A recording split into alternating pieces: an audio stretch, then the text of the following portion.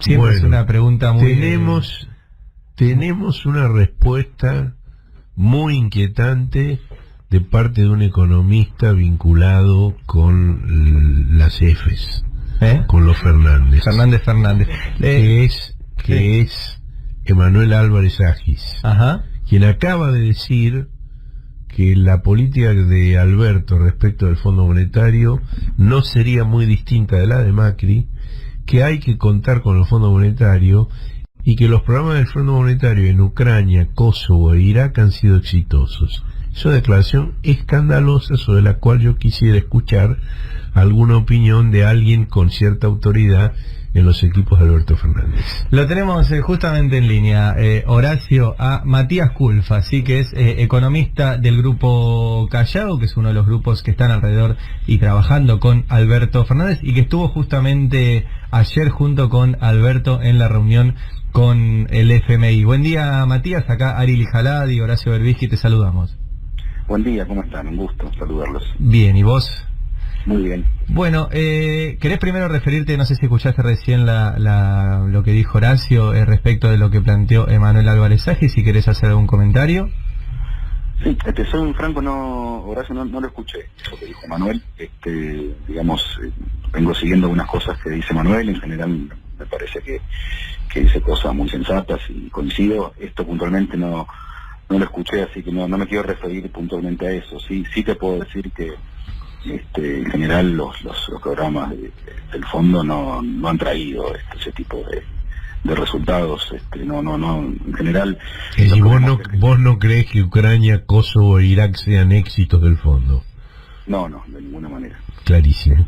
No creo que sean éxitos, ¿no? Por empezar. Clarísimo. Pero básicamente lo que creo es que hay una lógica que hay que modificar respecto a los esquemas del fondo, porque lo que se ha demostrado con toda claridad es que el crecimiento económico es lo que da la sostenibilidad fiscal y externa. Es decir, claramente Alberto Fernández plantea que es necesario, por supuesto que es necesario generar un superávit fiscal. Creo que ese es un objetivo, pero el tema es cómo se consigue ese objetivo. Si el objetivo se busca a través de recortes en gastos que son gastos muy sensibles, que tienen impactos en el consumo, y esto lo que hace es reducir la actividad económica, bueno, en ese caso el resultado esperado es que ese ajuste fracasa, porque si bien se pueden recortar algunos gastos, también eso repercute en menos ingresos fiscales. Entonces empieza una espiral descendente que estamos viendo ahora, no es que haya que hacer un gran laboratorio para estudiar esto.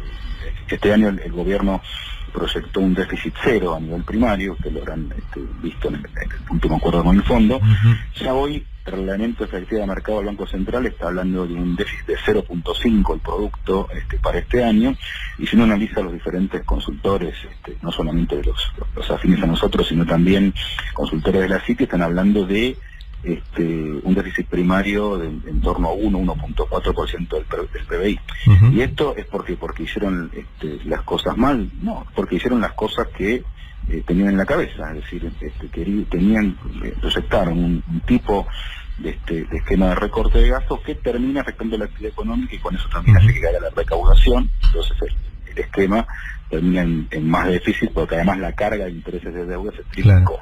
Ahora, Matías, nosotros leímos el comunicado que emitió el equipo de Alberto Fernández, donde empieza diciendo que fue una reunión muy cordial, donde se plantearon distintas cuestiones, etcétera, pero después todo lo que dice el comunicado, la verdad que lo que se vio es que fue muy crítico al rol del fondo, e incluso, y por ejemplo puntualmente sobre una cuestión, dice que el fondo incluso incumplió sus propias reglas al prestarle dinero a la Argentina para sostener la fuga. ¿Cómo fue la reunión? Si nos puedes contar ese intercambio, ¿qué le decían los enviados del fondo frente a estas críticas de Alberto? Mira, el encuentro fue respetuoso y en un tono cordial, pero esto, no impidió en absoluto que Alberto le dijera todo lo que tenía que decirle. La verdad que todo lo que está en el comunicado se lo dijo con mucha crudeza y enfáticamente, ¿no? En ese sentido no fue una reunión, si uno quiere llamarla diplomática. Alberto fue muy tajante respecto de que por este camino el país no va a salir adelante y va a generar unos sacrificios al pueblo argentino que son imposibles de sobrellevar. Y al mismo tiempo, bueno, él como un hombre del derecho le hizo marcar especialmente el apartamiento respecto al artículo 6 de la Carta Constitutiva del Fondo Monetario Internacional, que bueno, que establece justamente que los recursos del organismo no pueden ser utilizados para financiar salidas masivas de capitales. Entonces ahí hay un tema que fue planteado con mucho énfasis, además de la necesidad de replantear el programa. Es decir, la idea es, obviamente y el hecho de que ese uso de los recursos del fondo no contemplado en el estatuto haya sido pedido por el Estado argentino, ¿modifica desde el punto de vista jurídico la figura? No, yo no soy abogado, eso no es algo que te lo pueda decir y no lo tengo, no he escuchado opinión de juristas al respecto. No, yo lo que sí creo, por lo menos, es que pone en cuestionamiento buena parte del funcionamiento del programa y sí lleva la necesidad de replantearlo hacia adelante. Es decir, parece que tenemos una situación que si no se modifica, creemos que lo que se va a generar es una recesión muy prolongada, de muchos años y con muchos sacrificios innecesarios. ¿Y cuál fue la respuesta, Matías, frente a esto? Digo, vos le decís a alguien del fondo, mira, tu estatuto dice que no puedes hacer algo y lo hiciste. ¿Cuál fue la respuesta? No, fue una respuesta más bien protocolar. También quiero ser claro, ¿no? Fue un primer acercamiento de una persona del staff del Fondo Monetario Internacional, no de su directorio, pero sí de una persona muy importante del staff. Básicamente con la idea de iniciar un diálogo. Creo que también que quería conocer de manera directa el pensamiento de los principales candidatos de la oposición, y en el caso de Alberto, bueno, claramente el que tiene altas chances de ser presidente el día de diciembre, pero la verdad es que no hubo una respuesta ni formal ni informal. Sí, digamos. Ahora, supongo que a Alejandro Werner le debe haber caído bien esa objeción, porque internamente él fue uno de los que se opuso a que el fondo hiciera ese uso indebido de los recursos, ¿no? No lo sé, es probable. La verdad que no hubo una respuesta directa al respecto. No, lógico. Y entiendo también porque, insisto, es un primer acercamiento. Además, hay un gobierno que está operativo hoy, con lo cual el diálogo oficial es con el gobierno, y así tiene que ser. Pero creo que sí estuvo bien plantear una discusión hacia adelante de qué pasaría. Y Alberto le dijo, nosotros, por supuesto que los objetivos de crecimiento, de estabilidad macroeconómica, de recuperar un superávit fiscal, son objetivos que los tenemos en la cabeza. Ahora el tema es cómo llegar a eso. Por este camino estamos convencidos que no vamos a llegar. Matías, ¿qué tal? Nicolás Lantos te saluda. Estamos hablando, recordemos, con Matías Culpas, economista de los equipos de Alberto Fernández. Quería hacerte una consulta, porque escuchamos mucho en los últimos días, y especialmente a partir de ayer, que se habla de renegociación, se habla de vencimientos, se habla de cifras que para la mayoría de los argentinos están totalmente por afuera de la capacidad de comprensión. Y me gustaría preguntarte, porque, a ver, gran parte de la sociedad tiene expectativas muy altas puestas con lo que pase a partir de diciembre, sobre todo porque durante este gobierno han empeorado sus condiciones de vida en lo cotidiano. ¿Qué se puede esperar a partir de diciembre en caso de que gane el Frente de Todos para la economía cotidiana, para el día a día? ¿Va a haber una recuperación rápida? ¿Va a ser un proceso 5 de la mañana, horas más demandante? ¿Cómo evaluás ese escenario? Yo creo que la recuperación es posible. Creo que va a depender muchísimo también de qué es lo que va a dejar este gobierno. La verdad que creo que hoy ningún economista está en condiciones de proyectar seriamente qué va a pasar el día de diciembre con la economía, porque faltan todavía unos meses y, insisto, el programa económico del gobierno está atado con alfileres, no tiene realmente fundamentos sólidos. Esto que el gobierno llama estabilidad cambiaria no es tal, teniendo en cuenta que hay una tasa de interés del 70%, el 65% ha bajado levemente, y situaciones como esto de que están usando recursos de las reservas para contener de alguna manera el dólar. Con lo cual, la primera cuestión es eso, hay que tener en cuenta que la situación no está del todo clara y ver qué es lo que se recibe. Sí creo que el planteo que va a hacer Alberto Fernández, si es elegido presidente, va a ser modificar buena parte de estos elementos, creo que se puede lograr recuperar el crecimiento de manera rápida, no te puedo decir inmediata, pero sí rápidamente, y creo que un elemento distintivo que va a ocurrir es una convocatoria muy rápida a un diálogo, a un acuerdo económico y social, que me parece que es algo que hay que llenarlo de contenido, que es lo que va a permitir coordinar rápidamente una baja en el nivel de inflación. Creo que este gobierno pensó de manera casi religiosa que con políticas monetarias contractivas iba a bajar la inflación, y lo que está dejando es una inflación que es el doble de la que recibió, nada más y nada menos que el doble de la que recibió. Pero creo que por este camino, con algunas medidas que apunten a reactivar la producción nacional, también a revisar qué está pasando con diferentes gastos sociales que este gobierno ha recortado. Bueno, revisando un poco eso, insisto, en un marco de restricciones, creo que hay que ser muy claro en esto, es lo que está dejando el gobierno de Macri, es una situación muy mala, realmente muy mala. En ese escenario creo que hay muchísimos elementos que se van a poder utilizar para generar una reactivación genuina, paulatina y gradual, pero sí creo que con bases mucho más sólidas que plantea hoy el gobierno. Matías, ¿con quién se van a sentar primero? ¿Con los acreedores privados o con el Fondo Monetario? Eso habrá que verlo. A mí me parece que hoy en este momento el fondo toma un papel preponderante. Primero porque por el monto de la deuda con el Fondo Monetario Internacional.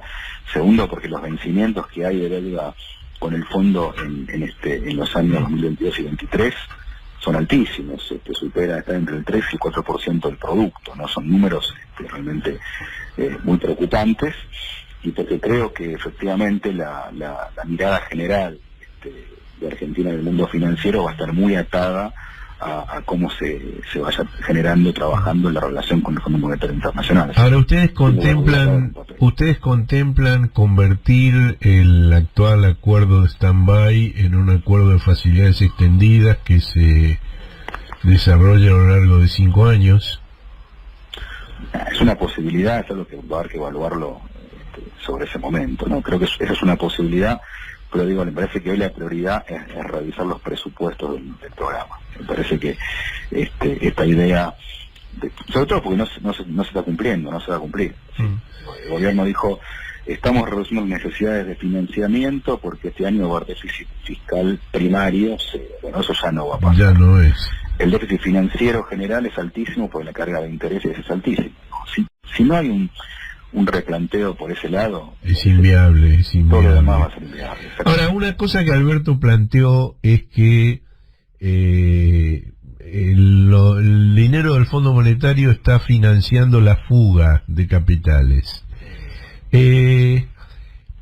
Hay algunas imposiciones por ejemplo, de Morgan Stanley, de la calificadora de riesgo, que plantean que si se pone alguna restricción al libre flujo, a la salida de capitales de la Argentina, se quita el grado de emergente que se asignó a la Argentina. ¿Eso ata las manos del gobierno futuro?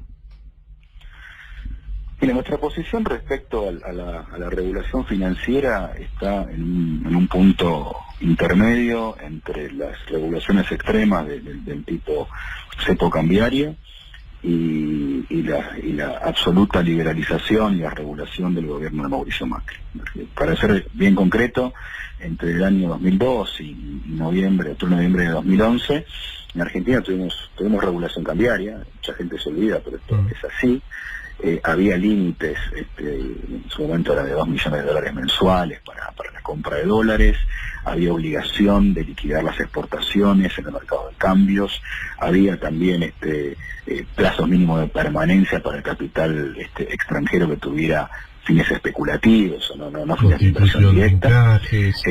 Había varios elementos y la economía funcionó bien. La verdad que Argentina en ese periodo creció muchísimo a tasas muy elevadas. Pero la fuga fue muy alta también. La fuga fue muy alta, pero también, digamos, un funcionamiento que permitió, digamos, que la economía siguiera funcionando. Es decir, me parece que ahí lo que tenemos que generar es un esquema donde la fuga de capitales no se va a eliminar con regulaciones. La fuga de capitales tiene que ver con varios elementos. Por un lado, Hay parte que llamamos fuga, que no es exactamente fuga. Sabemos que tenemos un mercado inmobiliario que está dolarizado. Lo conocemos bien. Muchas veces los sectores de ingresos medio altos ahorran en dólares porque están de esa manera como un poco ahorrando para comprar su vivienda o cambiar su vivienda. O sea que ahí tenés, por ejemplo, un fenómeno de dolarización que tiene que ver con el mercado interno. Entonces, bueno, son temas que habrá que irles dando alternativas, soluciones consensuadas. Bueno, ahora, esa dolarización que vos mencionás, para el gobierno argentino es una virtud. En el último viaje a Estados Unidos, Gustavo Cañonero, el vicepresidente del Banco Central, justamente dijo que una de las buenas cosas que podían celebrar era la dolarización de la economía argentina, que tiene que ver justamente con este tema de la libre circulación, la libre salida sin restricciones, ¿no? ¿Cómo, digo, revertir eso no va a ser fácil, ¿no? Nosotros no estamos de acuerdo, y vuelvo a decir, no estamos planteando una postura totalmente contraria a eso, ¿no? Pensamos que hay cosas para hacer, también hay que verlas en el momento, ¿no? Yo no creo que una medida que funcionó en el pasado tenga que ser exactamente replicada a partir del año que viene, pero sí creo que hay que usar una herramental. Si uno analiza la literatura económica en los últimos años, hay muchísimos investigadores, economistas que hablan muchísimo de esto, ¿no? De la necesidad de regular un poco los movimientos de corto plazo, porque cuando las economías más pequeñas reciben ingresos de capital especulativo, en el corto plazo parece que hay una bonanza, que hay un escenario sumamente positivo, pero cuando hay salidas deja un tendal, ¿no? Lo que pasó el último año, fíjate que de la salida de abril, que empiezan las salidas de capitales masivas, perdimos 150.000 puestos de trabajo formales. Bueno, hay un tendal de indicadores económicos sociales que fueron tremendos. Matías, te hago la última. De acá a las elecciones, o de acá a octubre, o de acá al 10 de diciembre, ¿tienen miedo de que pase algo con el dólar o se sostiene la cosa? Y mira, como te decía antes, está un poco atado con alambres. Cuando uno mira el nivel de tasa de interés, cuando uno mira los elementos del internacional mercado de cambio, dice, bueno, la verdad que es un dólar que no refleja estrictamente algunas voluntades de dolarización. Nosotros no puedo pronosticar si esto se va a sostener o no. Lo que sí creo es que tenemos una economía argentina que está muy vulnerable y que tiene muchas dificultades.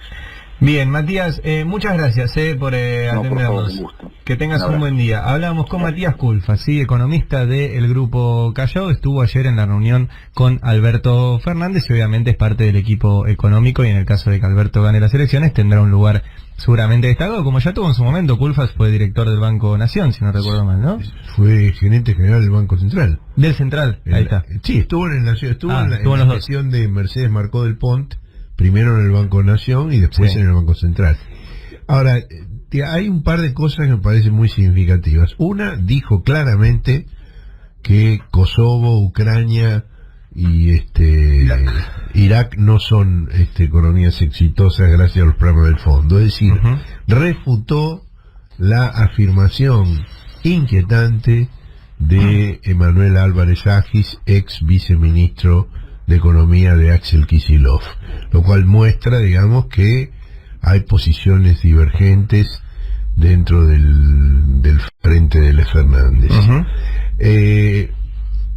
Otra cosa que me parece significativa es que también se entrevistó con la misión del fondo Roberto Labaña, y que el comentario de Roberto Labaña fue parecido al de Alberto Fernández. Sí. Labaña dijo, el fondo sabe que no podemos pagar, hay que renegociar. Esto a mí me da la impresión de que muestra una recomposición de hecho, si bien no de acuerdos negociados en una mesa, de quienes formaron parte del gobierno de Néstor Kirchner. Labaña fue ministro de Economía de ese gobierno, Alberto Fernández fue jefe de gabinete, Sergio Massa fue director de la ANSES, y la fórmula de Roberto Labaña con Juan Manuel Urtubey me da la impresión de que para la primera vuelta electoral y para la PASO tiende a morder el electorado de Macri. Más que por Labaña, por Urtubey, que ha hecho del antikirchnerismo una bandera. Labaña ha sido más cuidadoso, más indeciso también, por eso, digamos, llegan bastante desinflados al momento de la elección. Pero en la primera vuelta o en la PASO se supone que el grueso de los votantes de Labaña y Urtubey va a ser una pérdida para Macri y Miki Vainilla. Ahora, en la segunda vuelta, si hay segunda vuelta, si hubiera un balotaje entre Alberto Fernández y Macri, me parece que aquellos que le restaron votos a Macri en la primera vuelta se los van a volcar a Fernández en la segunda, por esta coincidencia en un tema de fondo, que es qué se hace con la deuda externa. Frente a eso, todas las demás cuestiones son secundarias, y si se produce esa situación, va a quedar claro que en caso de apoyo de esta fórmula a Le Fernández, quien va a gobernar va a ser Alberto Fernández, no Cristina, con lo cual el antikirchnerismo va a estar muy atenuado. Son lecturas a partir de hechos de la actualidad. 9:36, tenemos tanda, quédense ahí que seguimos hasta las 10, todavía nos queda la segunda parte.